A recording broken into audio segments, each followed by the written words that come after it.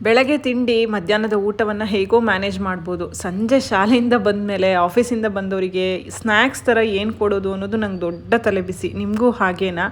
ಇವತ್ತೊಂದು ರುಚಿಕರವಾದಂತಹ ಸಂಜೆ ತಿಂಡಿಯೊಟ್ಟಿಗೆ ಬಂದಿದ್ದೇನೆ. ಇದಕ್ಕೆ ಹೆಸರನ್ನು ನೀವೇ ಇಡಬೇಕು, ಆಯಿತಾ? ಹಾಯ್ ಫ್ರೆಂಡ್ಸ್, ಎಲ್ಲರಿಗೂ ನಮಸ್ಕಾರ. ವೆಲ್ಕಮ್ ಟು ಸಂತೃಪ್ತಿ ಕಿಚನ್. ಈ ಬೇಳೆ ಕಡುಬು, ಚಕೋಲಿ, ಆಮೇಲೆ ಮೆಂತ್ಯ ಕಡುಬು ಅಂತೆಲ್ಲ ಈ ಉತ್ತರ ಕರ್ನಾಟಕದ ಕಡೆ ಮಾಡ್ತಾರೆ. ಅದಕ್ಕೆ ಬೇಳೆ ಹಾಕ್ತಾರೆ. ನಾನಿದು ಬೇಳೆ ಹಾಕದೆ ಚಪಾತಿಯನ್ನು ಮಾಡಿ ಒಂದು ದೇಸಿ ನ್ಯೂಡಲ್ಸ್ ರೆಸಿಪಿಯೊಟ್ಟಿಗೆ ಬಂದಿದ್ದೇನೆ. ಆರೋಗ್ಯಕರ ಸಹ, ತುಂಬ ರುಚಿಯಾಗಿರುತ್ತೆ. ಮಕ್ಕಳಂತೂ ಬಾಯಿ ಚಪ್ಪರಿಸಿಕೊಂಡು ತಿಂತಾರೆ. ಮತ್ತ್ಯಾಕೆ ತಡ, ಮಾಡೋದು ಹೇಗೆ ನೋಡೋಣ ಬನ್ನಿ. ಇದು ಮಾಡೋಕ್ಕೂ ಸಹ ತುಂಬಾ ಸುಲಭ ಇದೆ. ಮೊದಲಿಗೆ ಒಂದು ಪಾತ್ರೆಗೆ 1 ಚಮಚದಷ್ಟು ಎಣ್ಣೆ ಹಾಕಿದ್ದೇನೆ. ಎಣ್ಣೆ ಬಿಸಿ ಆದಮೇಲೆ ಅರ್ಧ ಚಮಚದಷ್ಟು ಸಾಸಿವೆ, ಅರ್ಧ ಚಮಚದಷ್ಟು ಜೀರಿಗೆ ಹಾಕಿದ್ದೀನಿ. ಇಲ್ಲಿ ನಾನು ಶುಂಠಿ ಬೆಳ್ಳುಳ್ಳಿ ಪೇಸ್ಟ್ ಆಗಲಿ ಅಥವಾ ಬೆಳ್ಳುಳ್ಳಿಯನ್ನು ಯೂಸ್ ಮಾಡಿಲ್ಲ. ನಿಮ್ಗೆ ಇಷ್ಟ ಆಗುತ್ತೆ ಅಂತಾದರೆ ಇಲ್ಲಿ ಬೆಳ್ಳುಳ್ಳಿಯನ್ನು ಅಥವಾ ಶುಂಠಿ ಬೆಳ್ಳುಳ್ಳಿ ಪೇಸ್ಟನ್ನು ಹಾಕ್ಕೊಳ್ಬೋದು. ನಂತರ ಇದಕ್ಕೆ ಸ್ವಲ್ಪ ಹೆಚ್ಚಿರುವಂತಹ ಈರುಳ್ಳಿಯನ್ನು ಸೇರಿಸಿ ಹುರಿತಾ ಇದ್ದೇನೆ. ಈ ಸಮಯದಲ್ಲಿ ಸ್ವಲ್ಪ ಇಂಗನ್ನು ಹಾಕಬೇಕಿತ್ತು. ನಾನು ಸಹ ಸ್ವಲ್ಪ ಒಳ್ಳೆ ಪರಿಮಳದ ಇಂಗನ್ನು ಸೇರಿಸ್ತಾ ಇದ್ದೀನಿ. ನಿಮ್ಮ ಇಷ್ಟದ ಯಾವುದೇ ತರಕಾರಿಗಳನ್ನು ನೀವು ಇದಕ್ಕೆ ಹಾಕೋಬೋದು. ಸಣ್ಣದಾಗಿ ಹೆಚ್ಚಿರುವಂತಹ ಹಸಿಮೆಣಸನ್ನು ಸೇರಿಸ್ತಾ ಇದ್ದೇನೆ. ಹೆಚ್ಚಿರುವಂತಹ ಟೊಮ್ಯಾಟೊವನ್ನು ಹಾಕ್ಕೊಳ್ತಾ ಇದ್ದೀನಿ. ನಾನಿಲ್ಲಿ ಬೀನ್ಸು, ಕ್ಯಾರೆಟು, ಆಲೂಗಡ್ಡೆ, ಹಸಿ ಬಟಾಣಿ ಈ ಥರ ತರಕಾರಿ ತೊಗೊಂಡಿದ್ದೀನಿ. ಇನ್ನೂ ನಿಮಗೆ ಬೇರೆ ಯಾವುದಾದ್ರೂ ಫ್ರೆಶ್ ಕಾಳುಗಳು ಸಿಗೋವಂಥ ಟೈಮ್ನಲ್ಲಾದರೆ ಬೇರೆ ಬೇರೆ ತೊಗರಿ ಕಾಳು, ಅಲಸಂದೆ ಕಾಳು ಈ ಥರ ಕಾಳನ್ನು ಬೇಕಾದ್ರೂ ಹಾಕೋಬೋದು, ಚೆನ್ನಾಗಿರುತ್ತೆ. ಟೊಮೆಟೊ ಹೋಳುಗಳು ಈ ಥರ ಮೆದು ಆದಮೇಲೆ ಹೆಚ್ಚಿರುವಂತಹ ತರಕಾರಿಯನ್ನು ಸೇರಿಸ್ತಾ ಇರೋದು. ಆದಷ್ಟು ಸಣ್ಣದಾಗಿ ಹೆಚ್ಕೊಳ್ಳಿ. ತುಂಬ ದೊಡ್ಡದಾಗ್ಬಿಟ್ರೆ ಬಾಯಿಗೆ ಸಿಗುತ್ತೆ, ಅಷ್ಟೇ ಚೆನ್ನಾಗಾಗಲ್ಲ. ತುಂಬ ಸಣ್ಣದಾಗಿ, ನಾನು ಹೆಚ್ಚಿರೋದು ಸ್ವಲ್ಪ ದೊಡ್ಡದಾಯಿತು ಅಂತ ನಂಗೆ ಆಮೇಲೆ ಅನ್ನಿಸ್ತು. ನಾನು ಸ್ವಲ್ಪ ಬೀನ್ಸಿನ ಪ್ರಮಾಣವನ್ನು ಇಲ್ಲಿ ಜಾಸ್ತಿ ತೊಗೊಂಡಿದ್ದೀನಿ, ಜಾಸ್ತಿ ಹುರುಳಿಕಾಯಿ ತೊಗೊಂಡಿದ್ದೀನಿ.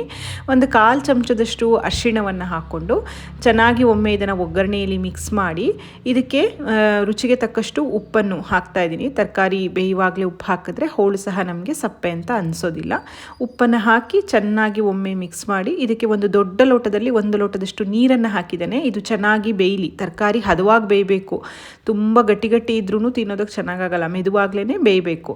ಇಲ್ಲಿ 1 ಕಪ್ಪಿನಷ್ಟು ಗೋಧಿ ಹಿಟ್ಟನ್ನು ಸ್ವಲ್ಪ ಉಪ್ಪು, 1 ಚಿಟಿಕೆ ಎಣ್ಣೆ ಹಾಕಿ ಮೆದುವಾಗಿ ಚಪಾತಿ ಹಿಟ್ಟಿನ ಹದಕ್ಕೆ ಇದನ್ನು ಕಲಿಸ್ಕೊಳ್ಳೋದು. ನಂತರ ಇದನ್ನು ತುಂಬ ದಪ್ಪವೂ ಅಲ್ಲ, ತುಂಬ ತೆಳುವೂ ಅಲ್ಲ, ಮೀಡಿಯಮ್ ಹದಕ್ಕೆ ಇದನ್ನು ಈ ರೀತಿ ಲಟ್ಟಿಸ್ಕೋಬೇಕು. ನಾನು ಈ ರೀತಿಯ 3 ಚಪಾತಿಗಳನ್ನು ಲಟ್ಟಿಸ್ಕೊಂಡಿದ್ದೀನಿ.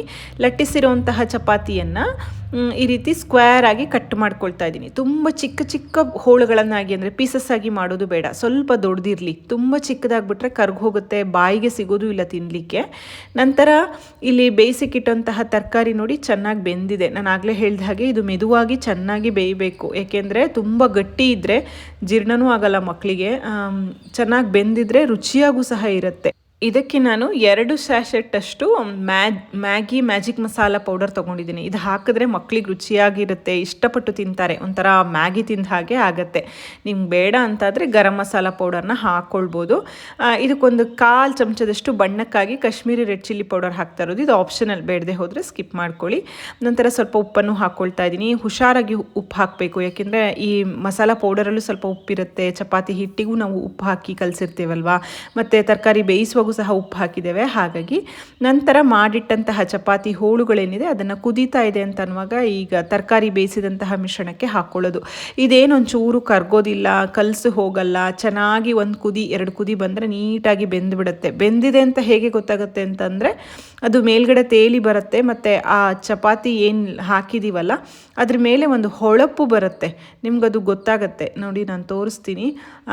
ಈ ಥರ ನೋಡಿ, ಒಂದಕ್ಕೊಂದೊಂಚೂರು ಅಂಟಿಲ್ಲ, ಮತ್ತು ಎಷ್ಟು ಚೆನ್ನಾಗಿ ಅದು ಹೊಳಿತಾ ಇದೆ. ತುಂಬ ಚೆನ್ನಾಗಿ ಇದು ಬೆಂದುಬಿಡತ್ತೆ. ಇದೊಂಥರ ಸೂಪ್ ಥರ, ನಮಗೆ ಮಧ್ಯ ತರಕಾರಿ ಸಿಗುತ್ತೆ, ಚಪಾತಿ ಸಿಗುತ್ತೆ, ತಿನ್ನೋದಕ್ಕೆ ತುಂಬ ರುಚಿಯಾಗಿರುತ್ತೆ. ಮಕ್ಕಳಿಗೆ ಸಂಜೆಗೆ ಒಂದು ಹೇಳಿ ಮಾಡಿಸಿದಂತಹ ತಿಂಡಿ. ನಾನು ಆಗಲೇ ಹೇಳಿದಾಗೆ ಉತ್ತರ ಕರ್ನಾಟಕದ ಕಡೆ ಇದಕ್ಕೆ ಬೇಳೆ ಹಾಕಿ ಬೇಳೆ ಕಡುಬು ಅಂತ ಮಾಡ್ತಾರೆ. ಸ್ವಲ್ಪ ಡಿಫ್ರೆಂಟಾಗಿ ಮೆಂತ್ಯ ಸೊಪ್ಪನ್ನು ಹಾಕಿ ಮೆಂತ್ಯ ಕಡುಬು ಅಂತ ಮಾಡ್ತಾರೆ. ಇದು ಬೇರೆ ಥರನೇ ಇದೆ. ಇದಕ್ಕೆ ಸಣ್ಣದಾಗಿ ಹೆಚ್ಚಿರುವಂತಹ ಕೊತ್ತಂಬರಿ ಸೊಪ್ಪು ಹಾಕಿ ಬಿಸಿಯಾಗಿ ಬಡಿಸಿ ಮೇಲ್ಗಡೆಯಿಂದ 1 ಚಮಚ ತುಪ್ಪ ಹಾಕಿ ಸಹ ನೀವು ಸರ್ವ್ ಮಾಡ್ಬೋದು. ಏನಂತ ಹೆಸರಿಡ್ತೀರಾ ಅಂತ ಹೇಳಿ ಕಮೆಂಟ್ ಮಾಡಿ ಹೇಳ್ತೀರಾ ಅಲ್ವಾ? ರುಚಿಯಾಗಿರುವಂತಹ ದೇಸಿ ನ್ಯೂಡಲ್ಸ್ ತಯಾರಾಯಿತು. ವಿಡಿಯೋ ಇಷ್ಟ ಆಗಿದ್ರೆ ದಯವಿಟ್ಟು ವಿಡಿಯೋವನ್ನು ಲೈಕ್ ಮಾಡಿ, ಶೇರ್ ಮಾಡಿ, ಕಮೆಂಟ್ ಮಾಡಿ. ಮತ್ತೊಂದು ರುಚಿಯಾದ ಅಡುಗೆಯೊಂದಿಗೆ ಮತ್ತೆ ಸಿಗ್ತೇನೆ. ಅಲ್ಲಿವರೆಗೂ ಧನ್ಯವಾದಗಳು. Thank you for watching. Thank you.